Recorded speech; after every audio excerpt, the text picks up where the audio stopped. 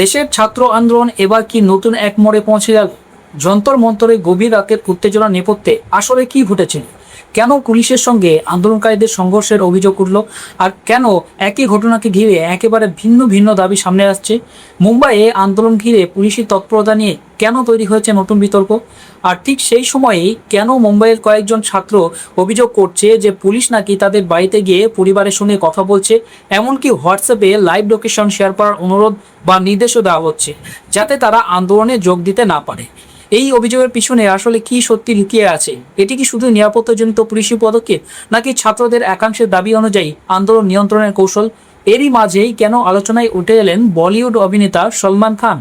আর গুরুগ্রামের হাসপাতাল থেকে সোনম ওয়াংচুকের "আমি এখনো বেঁচে আছি" এই বার্তার তাৎপর্যই বা কী? পুরো বিষয় জানতে শেষ পর্যন্ত সঙ্গে থাকুন। দিল্লির যন্তর মন্ত্রের ছবিটা গত কয়েকদিন ধরে উত্তপ্ত।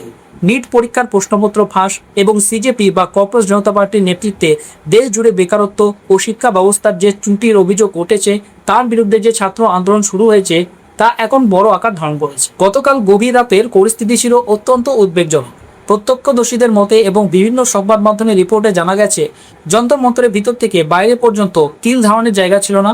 সাধারণ দিনে যে সংসদ মার্গে তীব্র যানজট থাকে তা গতকাল পুরোপুরি অবরুদ্ধ ছিল। কিন্তু এই শান্তিপূর্ণ আন্দোলন হঠাৎ করে এক অশান্ত রূপ নেয়। পুলিশের দাবি অনুযায়ী বিক্ষোভকারীদের দিক থেকে হঠাৎ করেই পাথর ছোড়া শুরু হয়। এই অনভিপ্রেত আক্রমণ সামলাতে এবং পরিস্থিতি নিয়ন্ত্রণে আনতে পুলিশকে বাধ্য হয়ে লাঠিচার্জ করতে হয় এবং সেই সঙ্গে কাঁদানো গ্যাসও ছুটতে হয়। এই সংঘর্ষে বেশ কয়েকজন পুলিশকর্মী গুরুতর আহত হয়েছেন। তাদের রীতিমতো শারীরিক আক্রমণের শিকার হতে হয়েছে। এখানে একটি বিষয় বিশেষভাবে উল্লেখ করা প্রয়োজন। প্রশাসনের তরফ থেকে বারবার শান্তি বজায় রাখার আবেদন করা হচ্ছিল, মাইকিং করে বলা হচ্ছিল যাতে কেউ পাথর না ছোঁড়েন। অনেক ছাত্র সংগঠনের নেতারাই দাবি করছেন যে এই আন্দোলনে কিছু বহিরাগত এবং অসামাজিক উপাদান প্রবেশ করে ইচ্ছাকৃতভাবে পুলিশকে উস্কানি দেওয়ার চেষ্টা করেছে, যাতে এই শান্তিপূর্ণ আন্দোলনের গরিমা নষ্ট হয়। এই বিশাল জনসমুদ্র সামলাতে প্রশাসনকে কঠোর নিরাপত্তামূলক ব্যবস্থা গ্রহণ করতে হয়েছে। যন্তর মন্তর এবং তার আশেপাশের বিশাল এলাকা জুড়ে নিশ্চিদ্র নিরাপত্তা বলয় তৈরি করা হয়েছে। শুধুমাত্র ব্যারিকেড নয়, যোগাযোগের মাধ্যমগুলিকেও নিরাপত্তার স্বার্থে নিয়ন্ত্রিত করা হয়েছে। ইন্টারনেট পরিষেবা সম্পূর্ণভাবে বন্ধ করে দেওয়া হয়েছে ওই নির্দিষ্ট এলাকাগুলিতে। এর ফলে সাধারণ মানুষ এবং সংবাদ মাধ্যমের কর্মীদেরও যথেষ্ট বেগ পেতে হয়েছে। ইন্টারনেট না থাকায় নেভিগেশন ম্যাপ কাজ করছে না, রাস্তাগুলি ব্যারিকেড দিয়ে বন্ধ। ফলে রাতের অন্ধকারে যন্তর মন্তর থেকে বেরিয়ে নিরাপদ গন্তব্যে পৌঁছানো এক দুঃসান্ত কাজ হয়ে দাঁড়িয়েছিল। এমনকি মেট্রো পরিষেবাও নিরাপত্তার কারণে বন্ধ রাখা হয়েছিল। এত সব প্রতিবন্ধকতা থাকা সত্ত্বেও ছাত্রছাত্রীদের ভিড় কিন্তু কমেনি। রাতের অন্ধকার ছিঁড়ে হাজার হাজার তরুণ তরুণী নিজেদের অধিকারের দাবিতে রাজপথে দাঁড়িয়েছিলেন।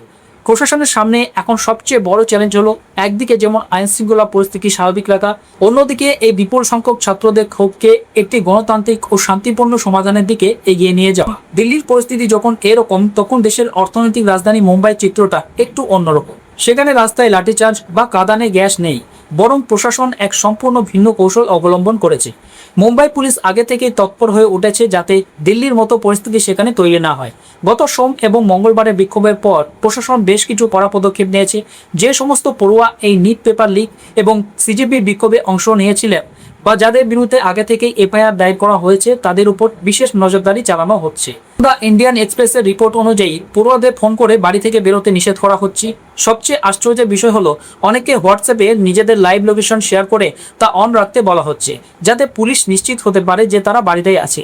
ভারসোভা থানার এক শীর্ষ আধিকারিকের একটি হোয়াটসঅ্যাপ চ্যাটের স্ক্রিনশট সোশ্যাল মিডিয়ায় ভাইরাল হয়েছে, যেখানে এই লাইভ লোকেশন চাওয়ার বিষয়টি স্পষ্ট।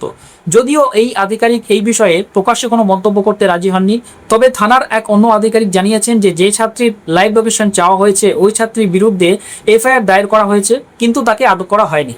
এদিকে শুধু ফোন বা মেসেজ নয়, অনেক বিক্ষোভকারী জানিয়েছেন যে পুলিশ সরাসরি তাদের বাড়িতে গিয়েও উপস্থিতি হচ্ছে। পুলিশের দাবি অনুযায়ী অনেক তরুণ বিক্ষোভকারী তাদের পরিবারকে না জানিয়ে এই আন্দোলনে যোগ দিয়েছিলেন। পুলিশ যখন তাদের বাড়িতে গিয়ে খোঁজ নিচ্ছে, তখন স্বাভাবিকভাবেই পরিবারের মধ্যে একটা আতঙ্কের পরিবেশ তৈরি হচ্ছে এবং তারা তাদের সন্তানদের এই ধরনের আন্দোলন থেকে দূরে সরিয়ে রাখার চেষ্টা করছেন। শিবাজি পার্ক এলাকার এক 20 বছরের ছাত্র দ্য ইন্ডিয়ান এক্সপ্রেসকে জানিয়েছেন তাকে থানা থেকে ফোন করে বলা হয়েছিল যে তদন্তের স্বার্থে পুলিশ তার বাড়িতে যাবে, তাই তিনি যেন বাড়ি থেকে না বেরোন। ছাত্রছাত্রীদের একাংশের মতে এটি আসলে তাদের ভয় দেখানোর এবং অন্যান্য বিক্ষোভে যোগ দেওয়া থেকে বিরত রাখার একটি কৌশল। Mumbai against suppression of students বা ম্যাসের এক সদস্য জানিয়েছেন যে বুধবারের বড় বিক্ষোভের আগে অনেকেই এই ধরনের ফোন পেয়েছেন। দাদর এলাকায় বিক্ষোভ দেখানো এক ইঞ্জিনিয়ারিং পড়ুয়া জানিয়েছেন তার এক বান্ধবী পুলিশের ফোনের পর আর বুধবারের বিক্ষোভে যোগ দিতে পারেননি। তাকে সতর্ক করা হয়েছিল যে যেহেতু তার নামে ইতিমধ্যে নোটিশ পাঠানো হয়েছে তাই নতুন করে বিক্ষোভে দেখা গেলে তার আইনি সমস্যা আরও বাড়তে পারে। তবে পুলিশের এই পদক্ষেপের পিছনে তাদের নিজস্ব যুক্তি রয়েছে। প্রশাসনের এক শীর্ষ আধিকারিক অত্যন্ত স্পষ্ট ভাষায় জানিয়েছেন যে তাদের উদ্দেশ্য হলো ছাত্রদের ভয় দেখানো নয়, বরং তাদের ভবিষ্যৎ সুরক্ষিত করা। অনেক কম বয়সী ছাত্রছাত্রী এফআইআর বা আইনি জটিলতার দীর্ঘমেয়াদী পরিণতি বুঝতে পারে না। একটি এফআইআর দায়ের হলে ভবিষ্যতে তাদের পাসপোর্ট ভেরিফিকেশন থেকে শুরু করে চাকরি পাওয়া বা বিদেশে পড়তে যাওয়ার ক্ষেত্রে বড় ধরনের বাধা সৃষ্টি হতে পারে। তাই পুলিশ চাইছে এই তরুণ সমাজকে এই ধরনের আইনি জটিলতা থেকে দূরে রাখতে। পাশাপাশি পুলিশ সেই হোয়াটসঅ্যাপ গ্রুপগুলির ওপরও নজর রাখছে যেখান থেকে এই বিক্ষোভগুলি সংগঠিত করা হচ্ছে। পুলিশের অনুমান বিদেশে অবস্থানরত কিছু ভারতীয় পড়ুয়াও এই গ্রুপগুলির মাধ্যমে ইন্ধন যোগাচ্ছে।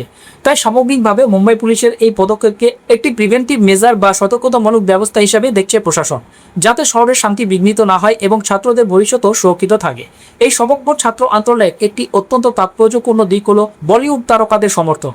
সাধারণত এই ধরনের স্পর্শকাতর বা রাজনৈতিক ছোঁয়া থাকা বিষয়গুলিতে বলিউডের প্রথম সারির তারকারা নীরব থাকতে পছন্দ করেন, কিন্তু এবার সেই প্রথা ভেঙে মুখ করেছেন খোদ সলমান খান। দীর্ঘদিন ধরে সমালোচনা হচ্ছিল যে বলিউড তারকাদের মেরুদণ্ড নেই, তারা দেশের সাধারণ মানুষের বিপদে পাশে দাঁড়ান না। সেই সমস্ত সমালোচনার মোক্ষম জবাব দিয়ে সলমান খান সরাসরি ছাত্রদের পক্ষে নিজের অবস্থান স্পষ্ট করেছেন। তিনি একটি বিবৃতি দিয়ে জানিয়েছেন যে এই শান্তিপূর্ণ আন্দোলন যে হিংসাত্মক রূপ নিয়েছে তা দেখে তিনি অত্যন্ত ব্যথিত। যে সমস্ত ছাত্রছাত্রী এবং পুলিশ কর্মী আহত হয়েছেন তাদের এবং তাদের পরিবারের প্রতি তিনি গভীরভাবে সমবেদনা জানিয়েছেন। নিট প্রশ্নপত্র ফাঁসের ঘটনাটিকে তিনি অত্যন্ত গুরুতর সমস্যা হিসেবে চিহ্নিত করেছেন। একই সঙ্গে দেশের যুব সমাজ যে নিজেদের শিক্ষা এবং ভবিষ্যতের বিষয়ে সচেতন হয়ে পথে নেমেছে তা দেখে তিনি গর্ব প্রকাশ করেছেন। সলমান খানের এই বক্তব্য অত্যন্ত সুচিন্তিত এবং ভারসাম্যপূর্ণ। তিনি একদিকে যেমন ছাত্রদের সমর্থন করেছেন, অন্যদিকে প্রশাসনকেও অত্যন্ত গঠনমূলক পরামর্শ দিয়েছেন। তিনি আশা প্রকাশ করেছেন যে সরকার এই বিষয়টিকে গুরুত্ব সহকারে দেখবে এবং দেশের শিক্ষা ব্যবস্থাকে এমন একটি মজবুত ভিত্তির উপর দাঁড় করাবে যা আগামী প্রজন্মের কাছে আদর্শ হয়ে উঠবে। তার মতে ভারতের শিক্ষা ব্যবস্থা এমন হওয়া উচিত যাতে সারা বিশ্ব থেকে ছাত্ররা এখানে পড়তে আসে। ভারত যেন একটি আন্তর্জাতিক এডুকেশনাল হাব হয়ে ওঠে। সবচেয়ে গুরুত্বপূর্ণ যে কথাটি তিনি বলেছেন তা হলো এই ছাত্র আন্দোলনকে যেন কোনোভাবে রাজনৈতিক রং দেওয়া না হয়। তিনি স্পষ্টভাবে জানিয়েছেন যে এই আন্দোলনের কোনো রাজনৈতিক হাইজ্যাকিং হওয়া উচিত নয় এবং এর সম্পূর্ণ কৃতিত্ব শুধুমাত্র দেশের ছাত্রছাত্রীদেরই প্রাপ্য। সলমান খানের মতো একজন প্রভাবশালী ব্যক্তির এই বিবৃতি এই আন্দোলনের মাত্রাকে অনেকটাই বাড়িয়ে দিয়েছে এবং সাধারণ মানুষের দৃষ্টি আকর্ষণ করতে সাহায্য করেছে বলে মনে করছে রাজনৈতিক মহল। এই গোটা আন্দোলনের অন্যতম কেন্দ্রবিন্দু হয়ে উঠেছেন পরিবেশ কর্মী এবং বিজ্ঞানী সোনম ওয়াংচুক। টানা 25 দিন ধরে তিনি অনশন চালিয়ে যাচ্ছেন। বর্তমানে তার শারীরিক অবস্থা অত্যন্ত সংকটাপন্ন। তাকে গুরগাঁওয়ের একটি বেসরকারি হাসপাতালে ভর্তি করে সেখানে চিকিৎসা করা হচ্ছে। এই দীর্ঘ অনশনের ফলে তার শরীরের ওজন প্রায় 11 কিলো কমে গেছে এবং তার পেশিগুলো দুর্বল হয়ে পড়েছে। গতকাল রাতে হাসপাতাল থেকে প্রকাশিত একটি ভিডিও বার্তায় তিনি অত্যন্ত ক্ষীণ স্বরে জানিয়েছেন যে তিনি এখনো বেঁচে আছেন। এই ভিডিও বার্তায় তার চোখে মুখে ক্লান্তির ছাপ স্পষ্ট হলেও তার সংকল্পের কোনো অভাব দেখা যায়নি। তিনি সেই সমস্ত ছাত্রছাত্রীদের পুলিশ জানিয়েছেন যারা চরম উস্কানি এবং লাঠিচার্জের মুখে পড়েও পাল্টা আক্রমণ করেননি এবং গান্ধীজির আদর্শ মেনে অহিংস পথে নিজেদের আন্দোলন চালিয়ে গেছেন। কিছু বহিরাগত উপাদান পাথর ছুঁড়ে পরিবেশ অশান্ত করার চেষ্টা করলেও সাধারণ ছাত্ররা যে ধৈর্য দেখিয়েছেন তা ওয়াংচুকের হৃদয় ছুঁয়ে গেছে। সোনম ওয়াংচুকের এই অনশন ভাঙানোর জন্য সর্বস্তরে চেষ্টা চালানো হচ্ছে। শাসক দল থেকে শুরু করে বিরোধী দলের প্রায় 65 জন সাংসদ এবং নেতা তার সঙ্গে দেখা করেছেন, অনশন প্রত্যাহারের জন্য আবেদন জানিয়েছেন। ছাত্ররাও চাইছেন তিনি সুস্থ হয়ে ফিরে আসুন। ওয়াংচুক নিজেও জানিয়েছেন যে তিনি অনশন ভেঙে দেশের কাছে ফিরতে চান, তবে তিনি প্রশাসনের কাছে একটি অত্যন্ত গুরুত্বপূর্ণ আবেদন রেখেছেন। তিনি চান না যে এই আন্দোলনের জেরে কোনো ছাত্রের বিরুদ্ধে পুলিশি ব্যবস্থা বা এফআইআর দায়ের হোক। ছাত্রদের ভবিষ্যৎ যাতে কোনোভাবেই কালিমালিপ্ত না হয় সেই বিষয়ে তিনি সরকারের কাছ থেকে সুস্পষ্ট আশ্বাস চেয়েছেন। উল্লেখযোগ্যভাবে তার আগের দাবিগুলির মধ্যে শিক্ষামন্ত্রীর পদত্যাগের যে বিষয়টি ছিল, তার সাম্প্রতিক ভিডিও বার্তায় তিনি সেই বিষয়ে সরাসরি কোনো মন্তব্য করেননি। যদিও তার স্ত্রী জানিয়েছেন যে তাদের চূড়ান্ত শর্ত সরকারের কাছে রেখেছেন, কিন্তু ভিডিওতে তার সুর অনেকটাই নমনীয় বলে মনে হয়েছে। তিনি মূলত ছাত্রদের আইনি সুরক্ষা নিশ্চিত করার উপরেই সবচেয়ে বেশি জোর দিয়েছেন। সব মিলিয়ে দেশের বর্তমান পরিস্থিতি অত্যন্ত জটিল একটি সন্ধিক্ষণে দাঁড়িয়ে আছে। যন্তর মন্তরে এখনও হাজার হাজার মানুষের ভিড়। পুলিশি প্রহরাও বাড়ানো হয়েছে বহুগুণ। মুম্বাইয়ের মতো শহরগুলিতে প্রশাসন আগাম সতর্কতা অবলম্বন করে পরিস্থিতি স্বাভাবিক রাখার চেষ্টা করছে। বলিউড তারকারাও এখন সরব হচ্ছে। এখন দেখার বিষয় প্রশাসন কিভাবে এই ক্ষোভ প্রশমিত করে এবং দেশের শিক্ষা ব্যবস্থার উপর ছাত্র সমাজের বিশ্বাস কিভাবে পুনরায় ফিরিয়ে আনে। সংঘাত নয়, বরং সংলাপ এবং সহানুভূতির মাধ্যমেই যে এই সমস্যার একটি স্থায়ী সমাধান সম্ভব, তা আজ দেশের প্রতিটি সচেতন নাগরিক উপলব্ধি করছেন। আগামী দিনগুলিতে এই আন্দোলনের গতি কোন দিকে মোড় নেয়, সরকারের তরফ থেকে কী ধরনের গঠনমূলক পদক্ষেপ গ্রহণ করা হয়, সেই দিকে নজর থাকবে গোটা দেশের।